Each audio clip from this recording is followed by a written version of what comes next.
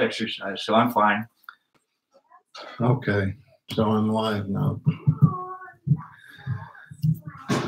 Om Jnana Timirandasya Gananjana Salakaya Chaksuram Militanyena Tasmai Sri Gurave Namaha. Sri Chaitanya Manabhistam Stabhitanyena Bhutale Swayam Rupam Karamaya Dadanti Swapadantekam. First of all, I offer my humble obeisances unto the lotus feet of my Shiksha and Diksha Guru, Nityalila Pravishtom Vishnupada Satarasata Sri Srimad Srila A.C. Bhaktivedanta Swami Prabhupada. Then I offer obeisances unto the lotus feet of my Shiksha and Sannyas Guru, Nityalila Pravishtom Vishnupada Satarasata Sri Srimad Bhaktivedanta Narayan Goswami Maharaj. Then I offer my humble obeisances unto the lotus feet of my two Shiksha Gurus, Srila Gaur Govinda Goswami Maharaj and Srila Bhakti Vigyan Bharti Goswami Maharaj. I offer my humble obeisances unto the lotus feet of the Sri Rupa Nuva Guru Varga, Srila Bhakti Pragyan Keshav Goswami Maharaj, Srila Bhakti Rakshak Sridhar Goswami Maharaj, Srila Bhakti Siddhanta Saraswati Goswami Thakur Prabhupada, Srila Gaur Kishore Das Babaji, and Srila Bhakti Vinod Thakur. So today we're reading from the purport on the first verse of Sri Shikshastakam, and we're going to read some of the purport and then discuss the details. The section we're reading today is Vidya Vadhu Jivanam. It is the life of all transcendental knowledge. The Sankirtan is the life of all transcendental knowledge. A question may be raised here. When all those who have already attained unalloyed devotion obtain their pure spiritual forms, when will those who have already attained unalloyed devotion obtain their pure spiritual forms? When will that happen? In reply to this question, Sri Sachinandan Gaur Hari says, Vidya Vadhu Jivanam. Sankirtan is the life of transcendental knowledge. So in reality, Bhagavan, Krishna, God, has but one potency in two functions. Its two functions are Vidya, knowledge, and Avidya, ignorance. The Lord's internal potency, known as Yogamaya or Sarup Shakti, is called Vidya or knowledge. The external potency or Mahamaya, which is responsible for the creation of the material world and which covers the original spiritual form of the living entity and the qualities associated with that form, is called avidya or ignorance. When unalloyed devotion arises in the heart of the sadhaka by continual practice of hearing and chanting, Bhakti Devi, who dispels all desires other than that for the service of the Lord, removes this avidya or ignorance. By the function of the knowledge potency, vidya vritti, Bhakti Devi destroys the gross and subtle bodies of the living entity. Simultaneously, Bhakti Devi manifests the original pure spiritual form of the jiva to the extent that one receives the purely spiritual form of a gopi, if by qualification one is fit to taste Madhurya Ras, the mellow of amorous love, or one may attain a form in any of the five transcendental relationships of Shanta, neutrality, Dasya, servitude, Sakya, friendship, Vatsalya, parenthood, or Madhurya, amorous love.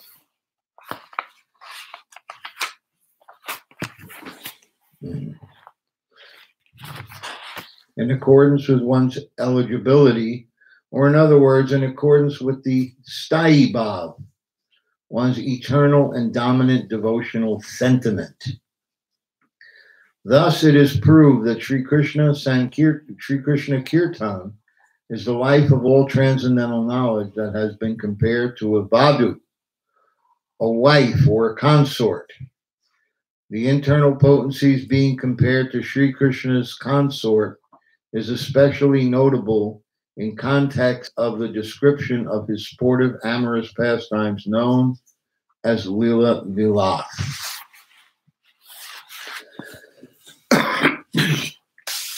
So,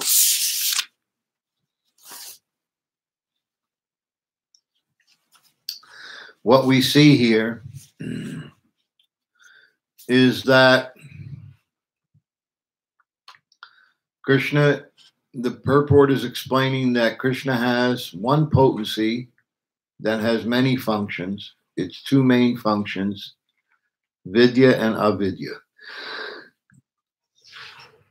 That potency is Srimati Radhika.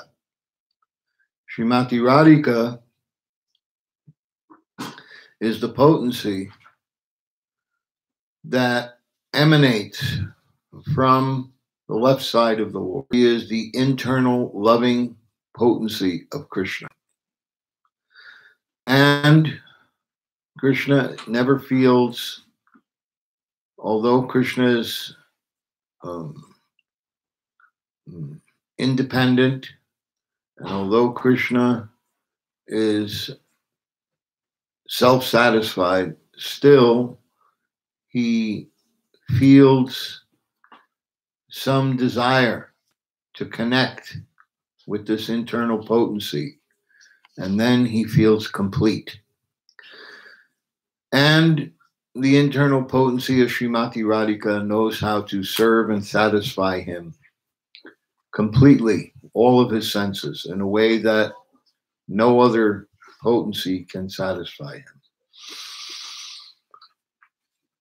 None of the other gopis, which expand from Srimati Radhika, can satisfy the senses of Sri Krishna completely like Srimati Radhika. Only Radhika can do this. Now we see that the question is being asked, when will those who have, those who are in pure devotion, when will they attain a pure spiritual, their pure spiritual forms? And Srila Gurudev talks about how the living entities, how the soul is covered in avidya by Mahamaya, by different, a subtle and a gross body. So there are two things that cover the soul. We, the soul, we are the soul. We are the spiritual form. Our soul is covered by a subtle body made of mind, intelligence, and false ego. The false ego is the false egotistical root of identification. The false egotistical root of identification with the material world that causes us to develop this material body, starting with the subtle material mind and the subtle material intelligence, in order to facilitate the desires of the consciousness. So the consciousness, the consciousness emanates from the soul. This is discussed in the 13th chapter of the Bhagavad Gita. In the 13th chapter of the Bhagavad Gita, 34th verse, it gives an example that just like the sun is in one place in the universe but yet the sun pervades the entire universe by sunshine. Similarly, the soul is in one place in the material body, but it pervades the entire subtle and gross material body by consciousness. So I've given this example many times before. Just like the sun is shining and the sun remains unpolluted, but the sunshine comes in contact with the Earth's atmosphere. And coming in contact with the Earth's atmosphere, the sunshine starts to become polluted by the atmosphere. So many pollutants are in the atmosphere and the sunshine becomes polluted. But the sun never becomes polluted. The sun always remains pure and uncontaminated. So the soul is pure and uncontaminated. But the sunshine becomes contaminated. And what is the consciousness becomes contaminated. And what is it that contaminates the consciousness? That is the three modes of material nature: tamagun, rajagun, and sattvagun. Ignorance, passion, and goodness. These are all energies of material nature, of mind, and with the material body and the desires of the material body. This is called Maya. So these ignorances, because all of the modes of material nature, although they're divided into goodness, passion, and ignorance, are all forms of ignorance in that they keep you ignorant of your spiritual form. In goodness, there's some preview, some, how would you say, perception in a small way that you are not the body. But it is only through pure devotion. And that's why that question is asked in the beginning here. The question is said, when will those who have already attained unalloyed devotion obtain their pure spiritual forms? When? This is the question that is being posed. So the answer Gaurachandra gives is Vidya, Vadhu, Jivanam, by the process of the Harinam Sankirtan. Why? Because the three modes of material nature, they influence the consciousness to have material desires. That stimulates the false ego to manifest a material mind and a material intelligence in relationship to the pradhan. Then the material mind and the material intelligence become the receptacles. Specifically, the material mind becomes the receptacle for these mundane desires which have infected the consciousness. The desires go into the dormant subconscious mind. And then they go from the dormant subconscious mind to the active subconscious mind. And then from the active subconscious mind, they go to the active conscious mind. And that's when they descend through the chakras, the 7 chakras, into the gross physical body, because the chakras connect the subtle material body with the gross physical body. So the gross physical body, earth, water, fire, air, and ether, it is manifesting itself based on the desires that enter into it from the mind, which come ultimately from the consciousness. And these desires move through the chakras. So those 7 chakras, each one is connected to an endocrine gland, which are called internal secreting glands. So once the chakra brings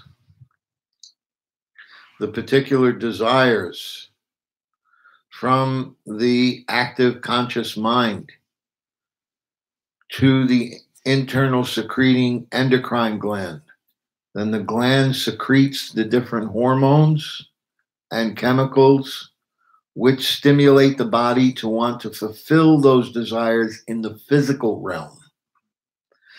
Now it's no longer mental and emotional. It's no longer the consciousness.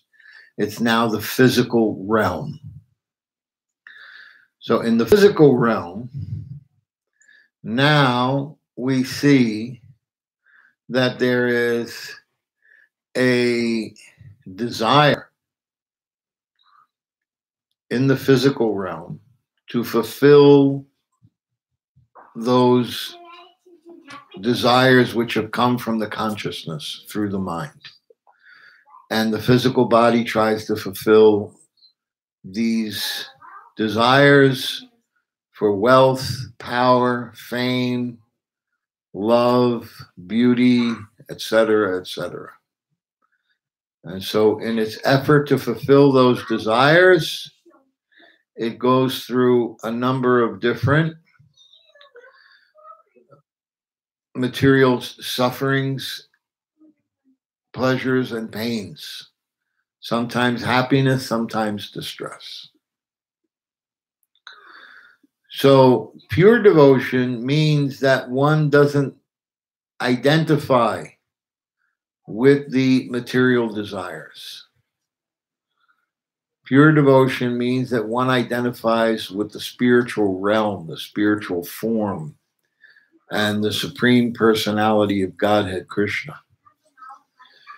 So therefore, he's saying in here, when he asks this question, he's saying that Bhakti Devi will dissolve the subtle and gross bodies. So where do we see the evidence for this? This is in Srimad Bhagavatam, the 3rd canto, 25th chapter, verse 33. The subtle body, the process of bhakti dissolves the subtle body. So first the subtle body is dissolved. First we dissolve the false ego, the material mind, and the material intelligence, which is the processing, which processes the desires coming from the infected consciousness. When that dissolves, then the soul, which resides within the subtle body, can manifest its original form. But that has to be done under the guidance of the pure devotee, under the guidance of a sadhu. Why? Because Bhakti Devi doesn't come. Bhakti Devi is the one who manifests your spiritual form. And Bhakti Devi only resides in one place, in the heart of the sadhu. You can't obtain Bhakti Devi by doing karma yoga. You can't obtain Bhakti Devi by doing Jnana yoga. You can do so much karma yoga. You can do so many pious activities. You can perform activities like Maharaj Harishchandra. Maharaj Harishchandra, he gave up everything. He gave up his kingdom in order to prove that truth was the highest thing. He gave up his family, his wife and his child. He gave up everything, and he ended up going from being the king, he ended up being the gatekeeper of the burning ghat, where they burn the bodies. And one night, this woman came with a child who had died, and the gatekeeper asked her that, do you have the money to pay to burn the body here? And she said, no, I don't have any money. We're destitute. Then the lightning struck, and when he saw in the light of the lightning, he saw it was his ex-wife and baby. And so he said, still, even though you are my wife and child, the rule of truth cannot be broken. So if you cannot pay the money to enter the smashan, the burning ghat, I can't let you come in and burn the baby. Whoa. And then the demigods appeared, and they resolved all the issues. They were testing Harishchandra. But this kind of tapasya, this kind of devotion to karma kanda, this will not give you Shuddha Bhakti. Bhakti Devi doesn't reside there. Or Gyan Yoga. When Indra wanted to fight with Vritrasura, he went to Vishnu, and Vishnu said, you have to go to Dadichi and ask Dadichi to give you his bones, and then give his bones to Vishvakarma, and he'll make a weapon out of them. And by that weapon, the Vajra, then you'll be able to kill this demon. And so Vritrasura, then you'll be able to kill Vritrasura. So then what happened was, he goes to Dadichi and he asks Dadichi for his bones, and Dadichi gives this long dissertation about how you're not the body, explaining how you're the spiritual form inside the body, and that you have a spiritual relationship with God. And he gives this whole dissertation. But at the end, so then he rubs yogurt and sugar all over his body, and he lets the cows lick all of his flesh off. When they lick off the yogurt and sugar, they lick his flesh off. And then the bones are left, and then the bones are given to Indra to make the weapon. But still, this kind of gyan doesn't give you bhakti. None of this will give you bhakti. Bhakti Devi doesn't reside there. She doesn't come by the activities of karma or jnana. Mercy of the Lord. Because if Krishna gives his mercy to you and not to someone else, then that means he's partial.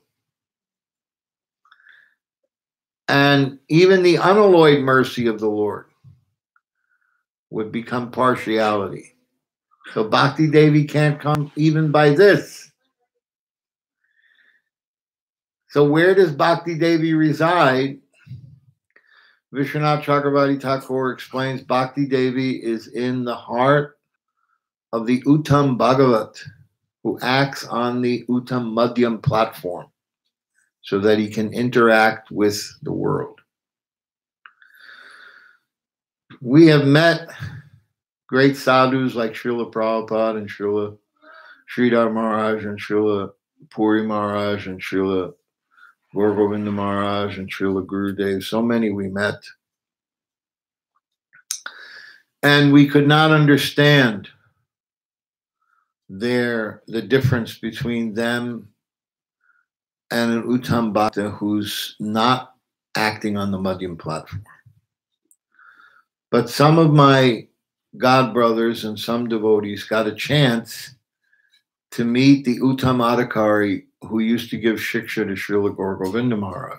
Did you ever meet him? What was his name? Charandas Babaji. He was Prabhupada's godbrother. His name before he took Babaji was Bhagwatas. And then when he took Babaji, his name was Charandas Babaji. He lives in Vrindavan? He lived in Orissa. Oh, Orissa. Yeah, and Puri mostly. So he used to come to meet with Gaur Govinda Maharaj just to give him very high Harikatha instructions. And Gaur Govinda Maharaj forbid the devotees from meeting with him, because an Uttam Adhikari on that platform doesn't distinguish. They would make offense to him? They would make offense to him, and because he sees everyone as serving Krishna. So one of my godbrothers said that he was praying that he could get some mercy from this devotee when he left Gaur Govinda Maharaj's room. And the devotee came up to him when he left the room and just hugged him and then walked away. And my godbrother said he fell on the floor, uncontrollably chanting and rolling on the ground, constantly chanting the holy name from the touch of the sadhu. So this is the Uttam Adhikari who's not working on the Madhyam Uttam platform. But the ones that we've interfaced with, like Srila Prabhupada and Srila Puri Maharaj and Srila Sridhar Maharaj and Srila Gurudev and Srila Gauravananda, they're Uttam Adhikaris interfacing with the world on the Uttam Madhyam platform. Bhakti Devi is residing in their heart. And Bhakti Devi is ready to bestow her mercy on the living entity when he achieves perfection. And the second part of that, the second paragraph of the purport, when unalloyed devotion arises in the heart of the sadhaka by continued practice of hearing and chanting, Bhakti Devi, who dispels all desires other than that for the service of the Lord, removes the avidya, the maya, the ignorance, by the function of the knowledge potency, Vidya vritti, Vidya Vadhu Jivanam. Bhakti Devi then destroys the gross and subtle bodies of the living entity. Simultaneously, Bhakti Devi manifests the original pure spiritual form of the jiva to the extent that one receives the purely spiritual form. In other words, based on your particular inclination, whether it's Madhurya Ras or Sakya Ras or Vatsalya Ras, etc. So what happens is we see that there are stages. First, there is some faith in the process, Shraddha. And that comes by hearing something from a pure sadhu, including the Sankirtan. The Sankirtan, when we hear the Harinam Sankirtan, it is not our Nam Aparad or Nam Abbas, it is the Shuddhanam of the sadhu who's ordered us to go on Harinam Sankirtan. So when we're chanting, we also become more purified. And I remember when we used to chant in New York, that we go out chanting and people would follow us home and we go to the temple and they would just see the temple and join. So that was Prabhupada's potency. It wasn't our potency. It was the potency of Srila Prabhupada in the Harinam Sankirtan. Because Harinam Sankirtan is the Yuga Dharma, the yagya for the age. So when we perform it, then we get the pure devotional potency. We get purified as well as the people who are hearing. Everyone gets purified. The people who are chanting, the people who are hearing, everyone gets purified. So by this process of Shraddha, faith, which comes due to the mercy of a sadhu, then we become inspired to get more sadhu sangha. So Shraddha, sadhu sangha. Then by the association of the sadhu, we get inspired to do bhajana kriya. And from bhajana kriya, we get What's bhajana kriya? The performance of the 9 limbs of devotion. Okay. Chanting, hearing, praying, serving, etc. This is bhajana kriya.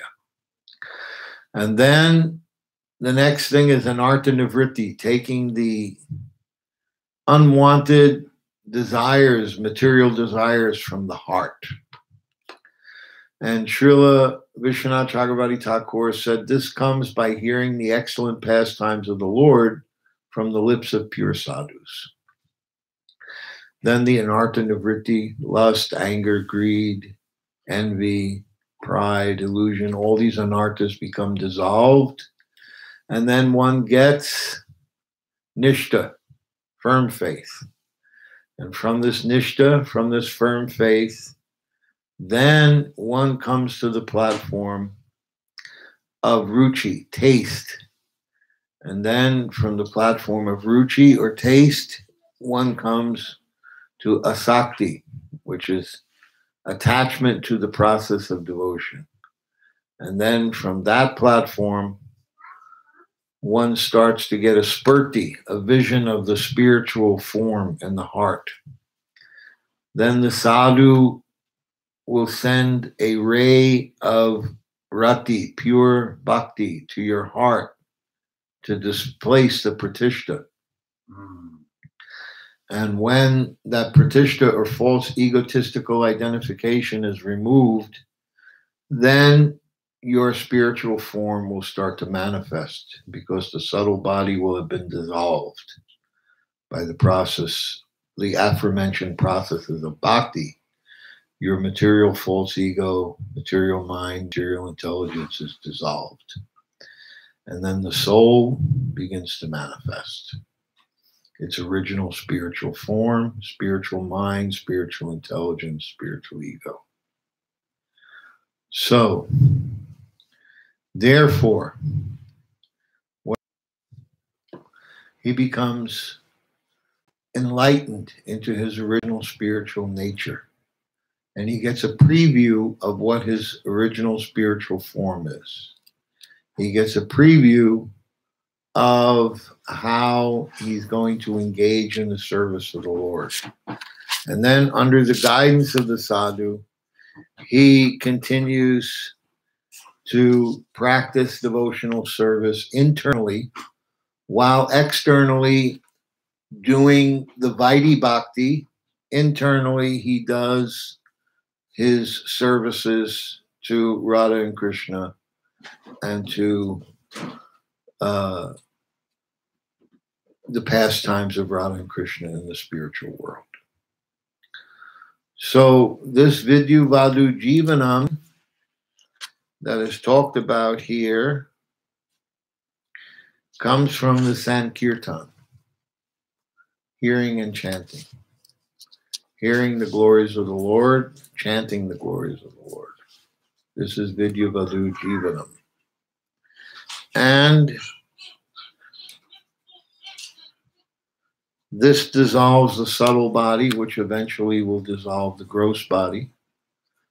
The gross body, once the subtle body is dissolved and the spiritual form is manifest, then the gross body becomes spiritualized, Chinmaya Sarya. It becomes transcendental.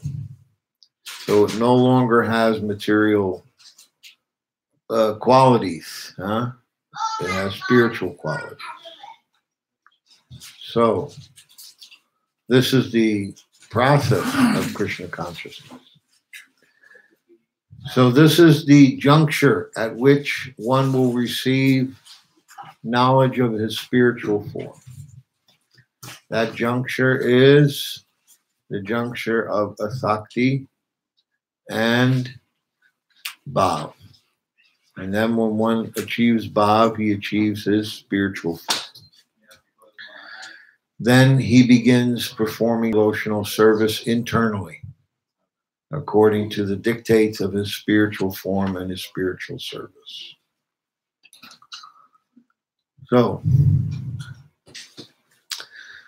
This is Vidya, Vadhu, Jivanam. Now, Gurudev says some more things here. Bhakti is a function of the Lord's internal potency, Sarup Shakti. Shuddha Sattva is the essence of the combination of Ladini and Samvit aspects of the internal potency. So there are three aspects: Sandini, Samvit, and Ladini. Sandini is the potency of Balaram. Sandini is the potency of Balaram, which manifests the structure of the spiritual universe. Samvit is the knowledge potency of the Supreme Personality of Godhead. And Ladini is the bliss potency, okay? So, through the knowledge potency of Krishna consciousness, we become aware. We come to the platform of Shuddha Sattva. Shuddha Sattva means pure substance. We become aware of ourselves as pure spiritual substance, beyond the three modes of material nature. Not just the idea that goodness and pure goodness, but beyond that, to the concept of pure substance, okay? So this Shuddha Sattva means pure substance. And in that framework, once we become aware through the Samvit potency of ourselves as pure substance, not just aware, but realized, we no longer identify with the false egotistical principle or conception of the physical body. And we become realized of the by Samvit, we become realized of the Shuddha Sattva, our pure spiritual substance. Then that ray of prema that comes from the heart of the sadhu, that enters your heart to remove the pratishtha, that's Visheshatma. That is the Visheshatma means the Ladini potency. So now the Ladini bliss potency mixes with the Samvit potency. And we have knowledge and we have bliss. This is what Bhav is. Bhav is blissful knowledge. So that verse is there in Chaitanya Charitamrita, Shuddha Sattva Visheshatma. So this Visheshatma means the manifestation. When Shuddha Sattva is obtained, Bhakti is also present. By executing the various practices of sadhana bhakti, such as hearing and chanting and so on, existing in the hearts of the Lord's eternal associates. By performing bhakti under their guidance, Shuddha Sattva manifests in the heart. This Shuddha Sattva is also known as Rati or Bhav. By further execution of bhakti in the stage of Rati, Bhav Bhakti is transformed into Prema Bhakti. The essence of Prema Bhakti is Bhav.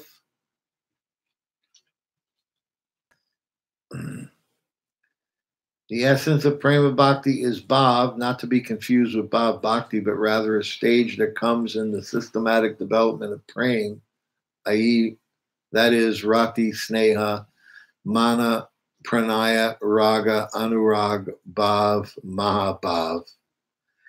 And the essence of Bhav is Mahabhav. This Mahabhav is the very form of Srimati Radhika, or otherwise stated, Srimati Radhika is the embodiment of Mahabhav. Therefore, where Mahabhav is present, the form of Radhika is present. Srimati Radhika is eternally the Ladini aspect of Sri Krishna's internal potency. Sri Krishna is the possessor of potency, and Srimati Radhika is his potency. Consequently, they are one in their identity. But for the purpose of sportive transcendental pastimes, the Leela Vilas, they manifest as two personalities. Srimati Radhika further manifests as all the gopis. Bhakti, as the essential function of the internal potency, is always present within the heart of the gopis, consequently the personification of bhakti. Therefore, the Swarup Shakti as well as bhakti have been compared to the beloved consort of Sri Krishna. So we see that this is an affair of the heart, that this energy comes from the heart. And Radharani is the heart of Sri Krishna. She is the heart and soul of Sri Krishna. So Bhakti Shakti comes from Srimati Radhika. It's a manifestation of her. And it gives one, it comes into the heart of the living entity when he reaches this platform of Shuddha Sattva through Samvit potency, through knowledge potency. Beyond, not knowledge, just like there's Gyan Mishra Bhakti, but then there's Gyan Shunya Bhakti. The Mahaprabhu says Gyan Shunya Bhakti, Bhakti devoid of Gyan, material Gyan, or Gyan in general of the Lord. This is the beginning. He says this may be something. But then when Ramananda Roy says praying, he said, yes, this is it. Now go on and tell me more about praying. So Gyan Shunya Bhakti means that one goes beyond the knowledge of the opulences of the Lord. He starts seeing the Lord in his sweetness, in the atmosphere of Braj. Just like tomorrow is Vamshidas Babaji's. So Vamshidas, he was in this very high stage. He didn't see the Lord through the regulative principles or through, he saw the Lord, he saw them as his children. He never locked the door to his hut. Why he didn't lock the door to his hut? Because he said, the owner of the hut is Gauranga. It's his hut. He's living there. If somebody comes in and takes something, it's by his power. If they want to come in and the door is locked, they'll come in anyway. So why lock the door? So he sees everything like this. So he always had this relationship with Gaur Nitai. Very unusual relationship. He had Gaur Nitai. One time somebody came in the hut and they stole the 2 brass pots that he used to cook in for them. So he went in and he said, okay, you allowed someone to come and steal the pots? So today I'm not cooking for you. Then somebody returned Nitai's pot. So he went to Gauranga and he said, see, Nitai brought his pot back. So I'm cooking for him today. I'm not cooking for you. Then later that day, somebody brought Gauranga's pot. Like, oh, now you've returned your pot. Okay, so now I'll cook for you also. So this kind of relationship. We don't have that kind of relationship with the deities. If somebody takes the pot, we buy another one. But his relationship with Gaur Nitai was very different. He got very angry with them one time when they stole something. So he tied them to a rope and threw them in the Ganges. We could never do such a thing.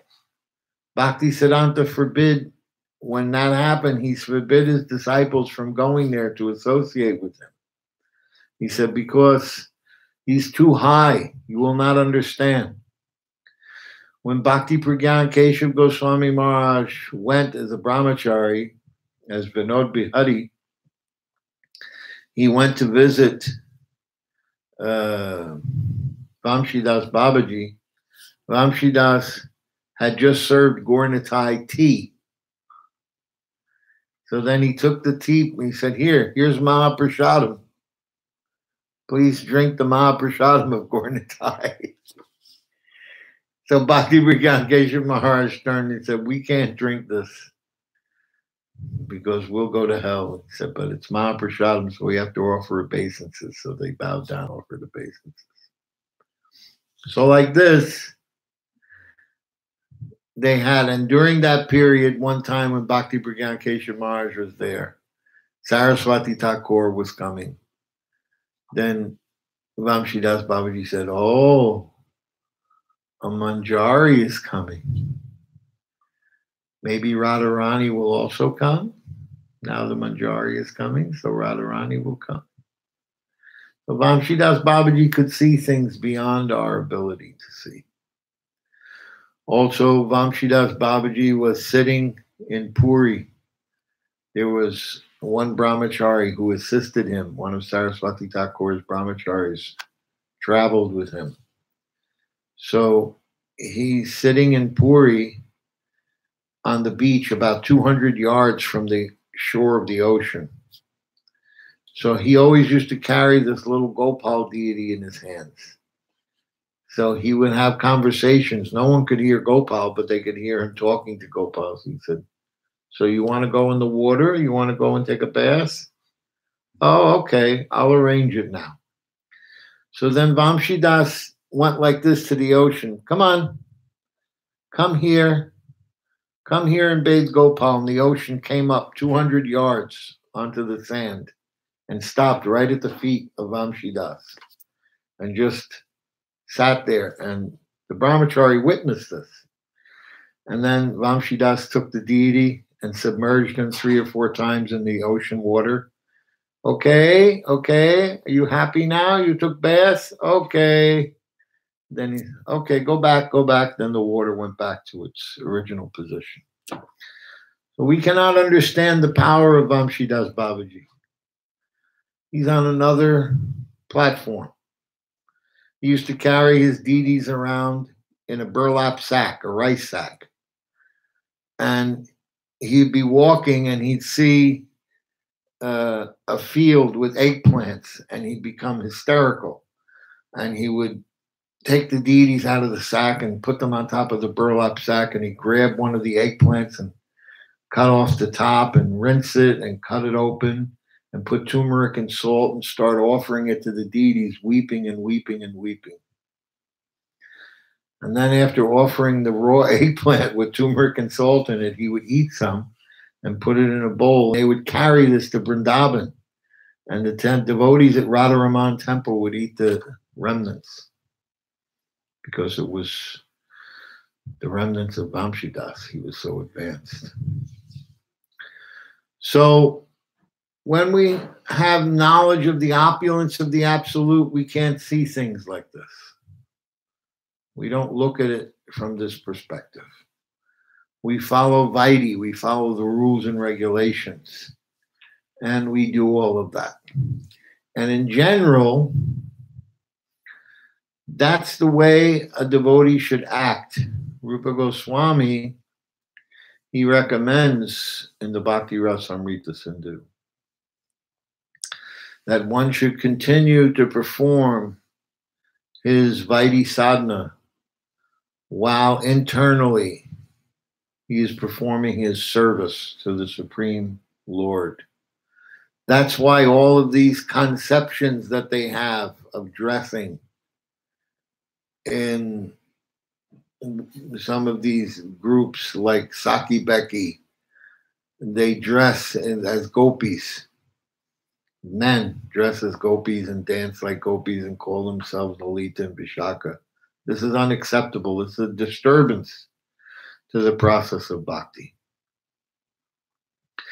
Rather, we follow the rules and regulations which are given externally, wear the proper dhoti and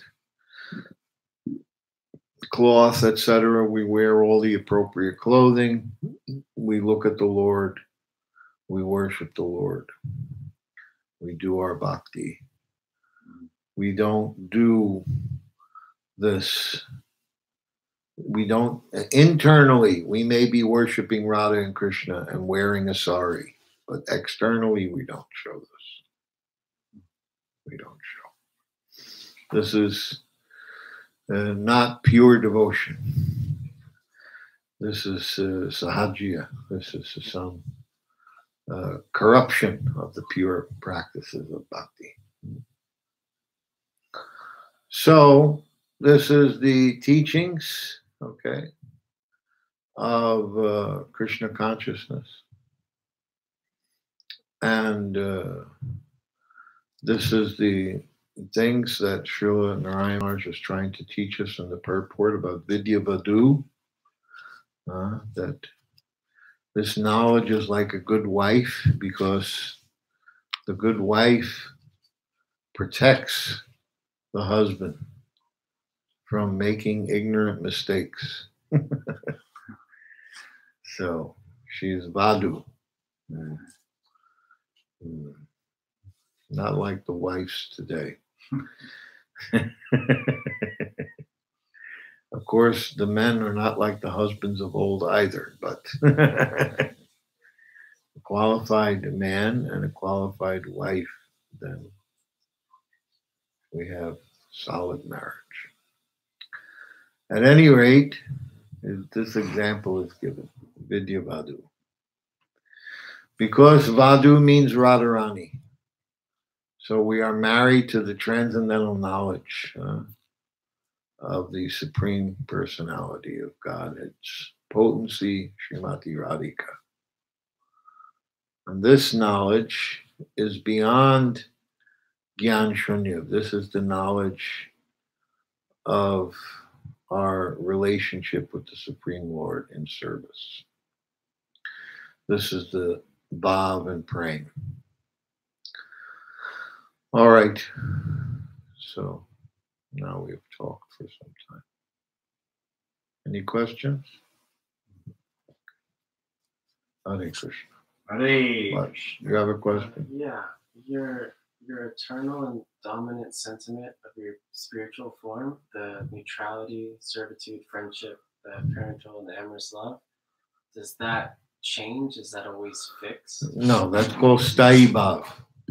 Sthayi Sthayi Bhav means what your eternal relationship with Krishna is. And is one better than the other? Nothing is better. Arjuna is happy as he is, and the gopis are happy as they are. Everyone is happy in their own position. Not a question, this is better, that's worse.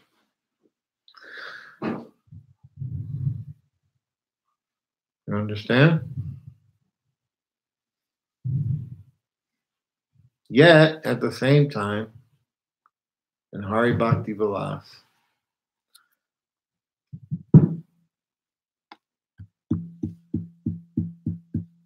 Sanatana Goswami talks about the higher and higher positions of the devotees. And how the gopis are the highest because they give everything to Krishna in a way that no one else can. Understand? So there's two things running. Achinta Beta Beta Tattva. Everyone is happy in their position, yet gopis are happier. Yeah. Well, with infinite, when things are infinite, then what's more? Well, it's infinite. Yeah. 10 times, what's 10 times infinite? Yeah. It's still infinite. All right. Thank you very much. Hare Krishna. Hare Krishna.